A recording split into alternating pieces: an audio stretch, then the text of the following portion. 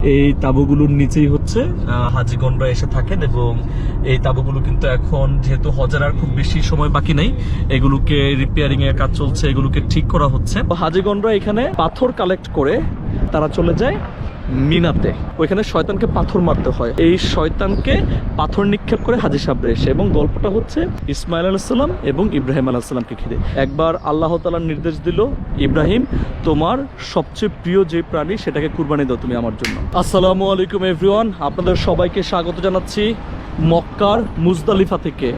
Muzdalifah is a very historical place in Mecca. এবং হাজিগণরা যখন হজের জন্য আসেন তখন এই মুজদালিফায় এসে তাদেরকে থাকতে হয়। কেন থাকতে হয়?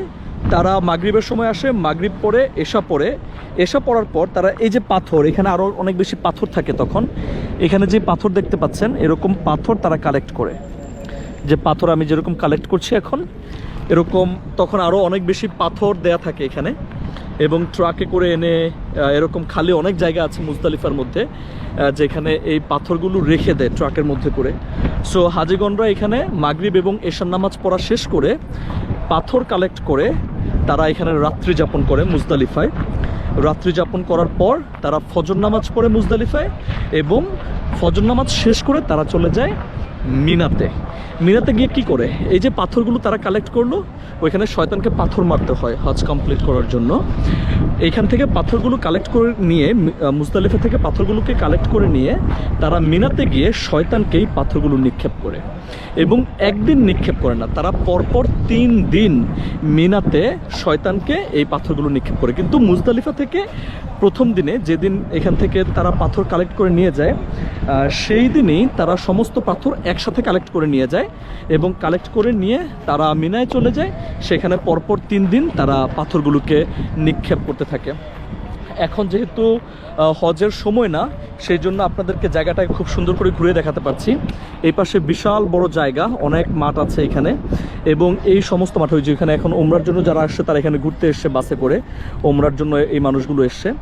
সো তারা এখানে অবস্থান করছে এবং তাদের এখানে খুব গ্রুপে দেখা যাচ্ছে আসলে ওমরার জন্য যেহেতু তারা এসছে। কিন্তু হজের সময় অনেক বেশি মানুষ একত্রে থাকে এবং তারা সবাই এখান থেকে পাথর কালেক্ট করে নিয়ে মিনায় চলে যায়।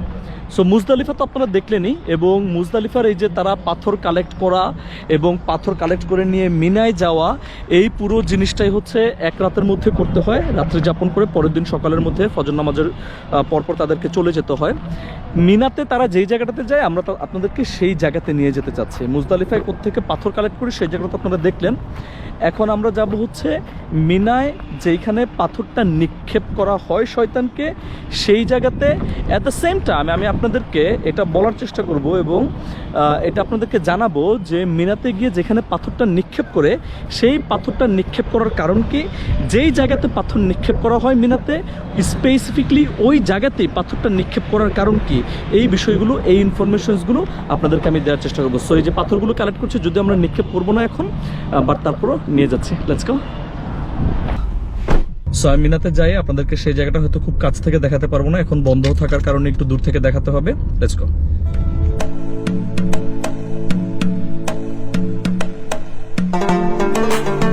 আমরা মিনাতে প্রবেশ করেছি আলহামদুলিল্লাহ, এবং যেখানে পাথর নিক্ষেপ করে সেইখানে যাচ্ছি। কিন্তু এই দুই পাশে হচ্ছে তাঁবু, এবং এই তাঁবুর নিচেই বেসিকলি মিনাতে যে তারা 3 রাত্র যাপন করে, সেই 3 রাত্রে থাকার জন্য তাদেরকে এই তাঁবুর নিচে থাকতে হয়। একটা তাঁবুর নিচে 20-25 জন ওনাদের ইনফরমেশন অনুযায়ী থাকে, এবং গ্রুপ ধরে যখন আসে তারা এক একটা তাঁবুর নিচে আর কি থাকতে হয় মিনায় এই জায়গাগুলোতে। সো খুবই চমৎকার জায়গা, সুন্দর জায়গা, দেখে খুব ভালো লাগছে। বেশি সময় বাকি নেই, এগুলোকে রিপেয়ারিং এর কাজ চলছে, এগুলোকে ঠিক করা হচ্ছে যাতে করে তাঁবুতে এসে মানুষজন থাকতে পারে এবং সকল ফ্যাসিলিটিস তারা পায়।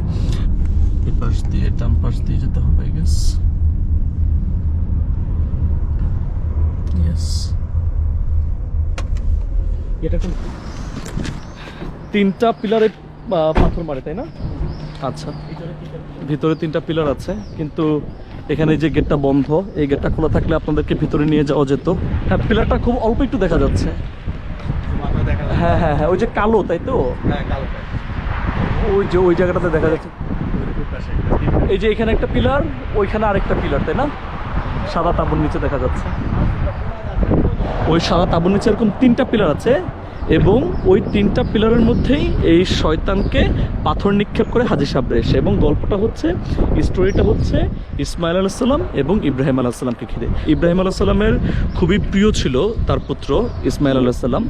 একবার আল্লাহ তাআলা নির্দেশ দিল, ইব্রাহিম তোমার সবচেয়ে প্রিয় যে প্রাণী সেটাকে কুরবানি দাও তুমি আমার জন্য।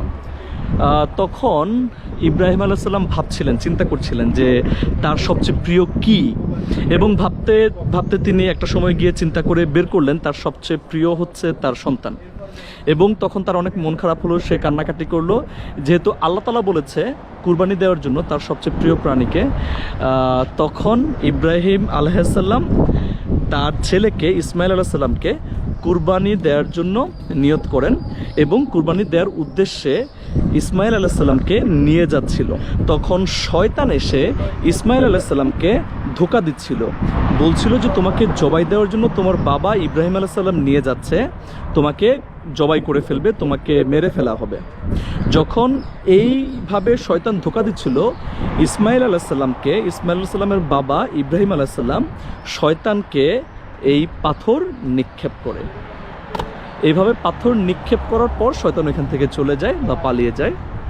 এবং ওই জায়গাটা, যেই জায়গাতে পাথর নিক্ষেপ করা হয়, ওই জায়গাটাই হচ্ছে এই পিলারটা করা আছে বা এই পিলারগুলো করা আছে। এখানে ওই যে সাদা তাঁবু, সাদা তাঁবুর নিচে এই যে পাশটা অল্প একটু দেখা যাচ্ছে, এবং এই জায়গাটাকে বলে হচ্ছে জামারাত, যে জায়গাতে পাথর নিক্ষেপ করা হয়। দোয়া করবেন যাতে করে আল্লাহ তাআলা আমাকে কবুল করে কখনো হজের জন্য, এবং আমি আসতে পারি, এসে আপনাদেরকে দেখাতে পারি আরো অনেক কিছু।